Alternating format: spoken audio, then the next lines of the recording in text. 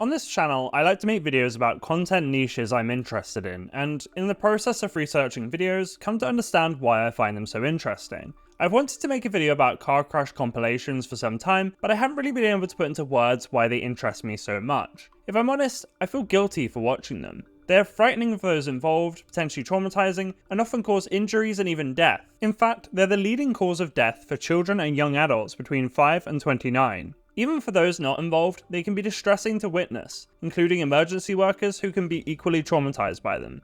And that's not to mention the huge financial implications, costing $340 billion each year in the US alone. Other people's tragedies aren't something to be casually gawked at like they're entertainment. They're to be learned from, to be sobering reminders about how easily life can be taken, even when doing something as routine as driving to work or picking our kids up from school. Driving for many people is a necessity because of where they live and how its transport system works, regardless of whether that transport system really is optimal. As guilty as I feel about my morbid interest in car crashes, it's not uncommon. The phrase rubbernecking exists for a reason, used to describe people slowing down and craning their necks to look at car wrecks, sometimes crashing their own cars in the process. The difference now is that we can watch endless compilations of them on demand. And it's not just car crashes many of us find ourselves watching. There's plenty of other varieties of tragedy in this niche, from caving to roller coasters to plane crashes to building collapses, but why do we have these macabre obsessions, and more importantly, what effect is this having on our minds? Let's get into it.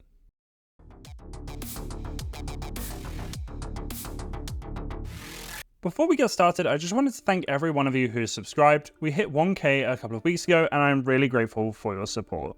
Shock sites were the earliest incarnation of extreme violence on the internet. For obvious reasons, I can't include clips of graphic violence or shock sites content, but I'll include as much detail as possible without including more than necessary. It's easy to forget that websites used to be our primary way of interacting with the internet, before smartphones and mobile apps. And before the advent of social media, traffic was much more spread out across websites, meaning people were more likely to create a dedicated website for a specific niche, as there wasn't the simple alternative of posting to a profile or a channel. Shock sites would emerge in this context, with Rotten.com being the first of them, arriving in 1996. Many sites in a similar vein would spring up in the 2000s, such as Ogreish, which later became LifeLeak, and BestGore, posting uncensored, graphic videos from morbid events like wars, executions, and industrial accidents. Sites would even be created for specific gross and/or violent videos. These became common fodder for curious kids and those looking to shock their friends by encouraging them to look at innocuously named sites, only to traumatize them in the process. Video hosting sites featuring directly uploaded user-generated content would become popular in the mid-2000s, such as YouTube, which launched in April 2005 and quickly became the most popular online video platform. In the early days, moderation on these sites was spotty, as they struggled to deal with a huge volume of content to review. I have a distinct memory of watching Saddam Hussein's execution on Google Video.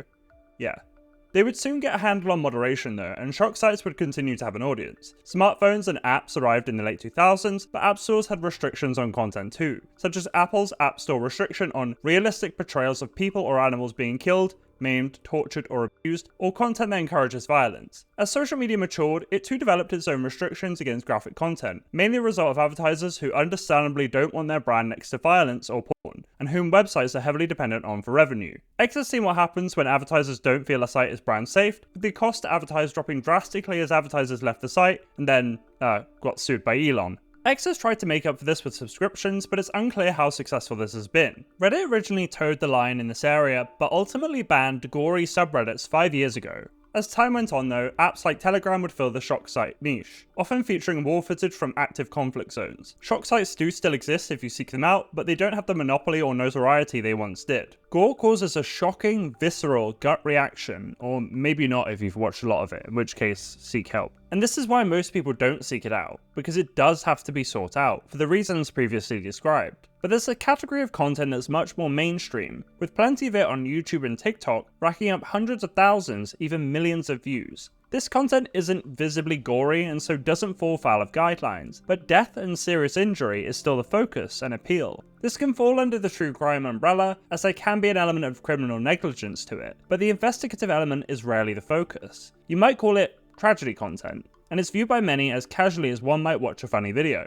Car crashes are popular in this niche, with endless accounts on platforms like YouTube and TikTok posting compilations of dashcam footage, often used as submitted and sometimes recycled from other compilations. The crashes vary massively in severity, and some aren't even crashes, just reckless driving. Some are just minor collisions with minimal damage, if any. These two types are interesting enough by themselves. It's easy to forget how dangerous driving can be, especially if it's something you do multiple times a day. The vast majority of journeys go without a hitch, maybe with a bit of road rage and some discourteous driving, but there is a noticeable tension on the roads, especially on highways or motorways. People bring the stress from their personal life to the roads, with regular stories in the local news about road rage incidents, even resulting in physical fights and even death. According to counseling psychologist Jeffrey Deffenbacher, summarized in an American Psychological Association analysis, short-fused drivers experience more trait anger, anxiety, and impulsiveness. Perhaps from work or home stress, high-anger drivers are more likely to get in the car angry. They also tend to express their anger outward and act impulsively.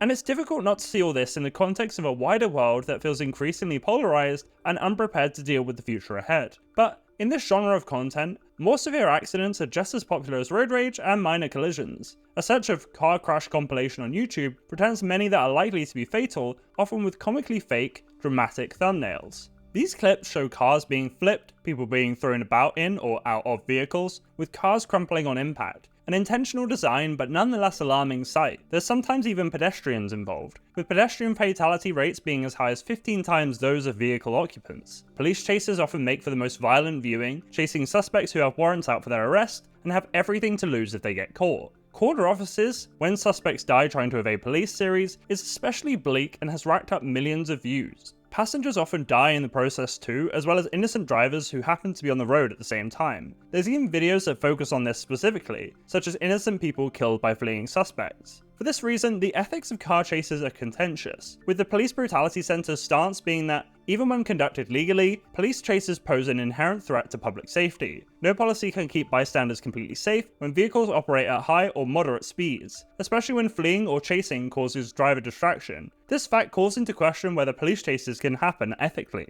Either way, these violent accidents are a jarring reminder of the danger of roads, and yet, this is exactly what makes them thrilling. Comments often relish in the deaths of criminals, reflective of a deep-seated desire to see criminals suffer. As running from the police puts others in danger and is grossly selfish, commenters feel permission to have guilt-free glee in others' suffering. But what about when individuals are mainly just putting their own lives at risk? Exploration and extreme sports are an example of this, with caving in particular being a topic that gets a ton of videos made about it. For those unfamiliar, caving involves squeezing through extremely tight cave passages, and it's easy to get stuck if you're not careful. It can carry a high risk of injury or death, and makes for extremely claustrophobic viewing. Even more dangerous though is cave diving, the act of exploring underwater caves. The videos feature stress-inducing footage of people diving in caves hundreds of feet below sea level, and with all the hazards of caving, plus the risk of drowning or depleting oxygen. There's even specific risks that come up time and time again, such as foul air, pockets of high CO2 air in caves, often coming as a surprise to those who encounter them, a potentially lethal mistake.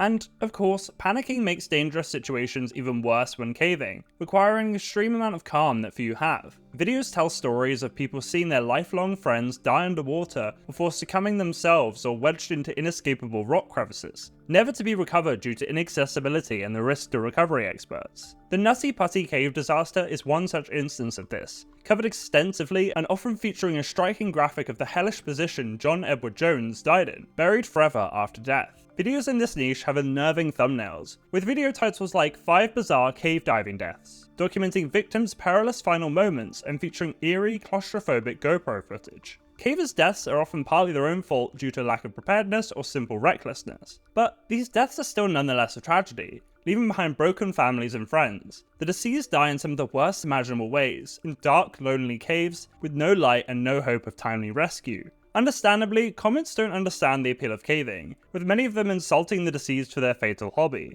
mocking them for their recklessness and ill-preparedness. Like car crashes, they're deemed to have deserved death, or are simply experiencing quote-unquote natural selection, even implying that they secretly want to die. But what about when people die doing their jobs? People who are just trying to provide for themselves and their families. Some jobs carry a high risk of injury or death, mainly in industrial settings. Safety protocols exist, but they aren't perfect and are sometimes laxly enforced, depending on the country.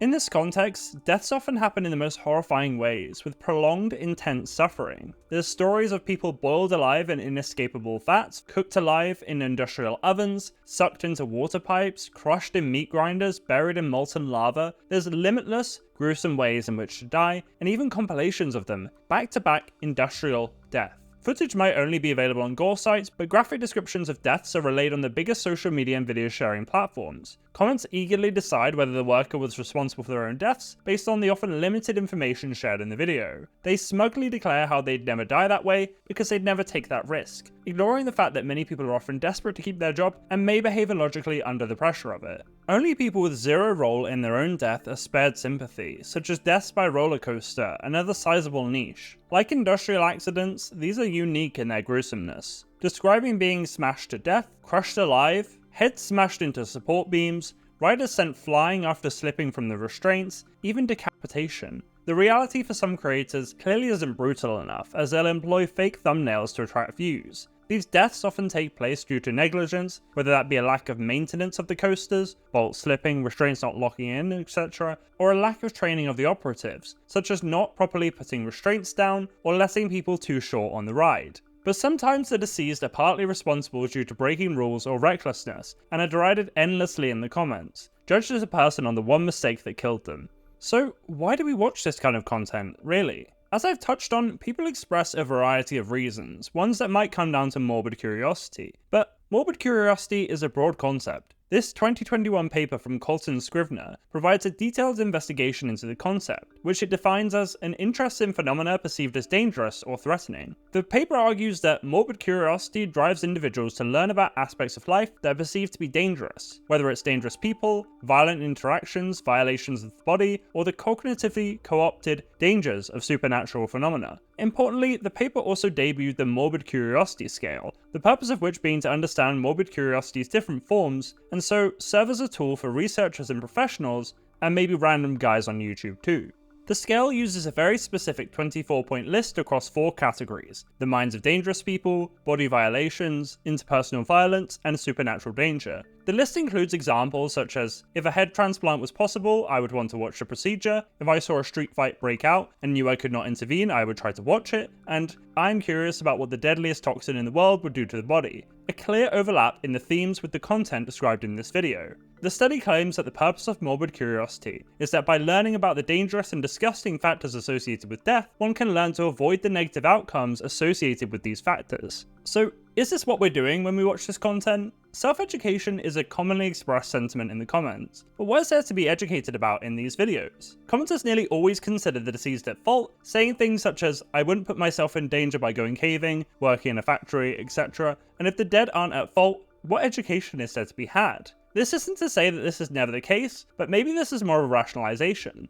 But why would these commenters need to rationalize their watching of these videos? Maybe because the real reason might be considered disrespectful, namely the pursuit of a thrill or sensation seeking. Scrivener's paper discusses the role between morbid curiosity and sensation seeking, claiming that it seems unlikely that sensation seeking is the core of morbid curiosity, while also acknowledging that dangerous information probably is influenced by sensation seeking. So there's an interplay between the two, the urge to seek out threats and the thrill of perceiving them. After all, the thumbnails do highlight the most distressing elements. The study found that trait morbid curiosity predicts fandom in film genres where a threatening or dangerous phenomenon is central to the story, such as horror, crime, and thriller. Media allows us to experience things we're morbidly curious about in a safe and controlled way. As the paper describes it, the enjoyment of fearful situations occurs not when there is a lack of arousal, but rather an optimal amount of arousal. Not that kind of arousal. And at the core of these traits is the propensity to be rebellious, unafraid of death or reminders of it, experiencing arousal from stress and an interest in people. We enjoy feeling like we're watching something we shouldn't be watching. Along with morbid curiosity and sensation seeking, a third element to consider, and perhaps the most morally questionable one, is schadenfreude, taking delight in the suffering of others. Some comments react with an air of sad, tutting, head shaking, but many are smug, almost gleeful at others' misfortune. There's many reasons we feel schadenfreude, one of them being a comparative self-validation. The need to feel this way might stem from users' personal lives, with Psychology Today observing that a person who feels low self-esteem may experience schadenfreude more than others, according to research from Leiden University in the Netherlands. Schadenfreude can also stem from a desire to see justice in the world, a sense that the universe is balancing itself. Again, this is seen quite a lot in the comments, with users unsympathetic towards other suffering because it's considered deserved. This is understandable, given that what we perceive as justice doesn't always happen in the legal system. But brutal death isn't really an appropriate substitute, especially if the mistake isn't malicious. There's a crucial shortage of studies focusing on the effects of internet violence, as the internet is unique in the intensity and volume of violence, and the unique forms it takes, which aren't necessarily gory. Many people love gore, many of them desensitized to it, and there's still plenty of it out there, but this content allows us to consume extreme violence casually. We can learn the details of horrific incidents from channels with millions of subscribers, featuring industrial accidents, extreme sports disasters, and corporate manslaughter, the most gruesome elements of true crime served up for our consumption. Morbid curiosity implies an educational component, giving a veneer of legitimacy with the pretext of education and awareness. But the comments on these videos often suggest different motivations, such as thrill-seeking schadenfreude, allowing us to indulge in our worst instincts. But what do you think? Is this kind of casual consumption of violent content unethical, or is it victimless? Share your thoughts in the comments below and smash those like and subscribe buttons. I release a new video every couple of weeks. And if you're interested in the ethics of true crime, give my AI true crime video a watch. Thanks for watching, see you soon.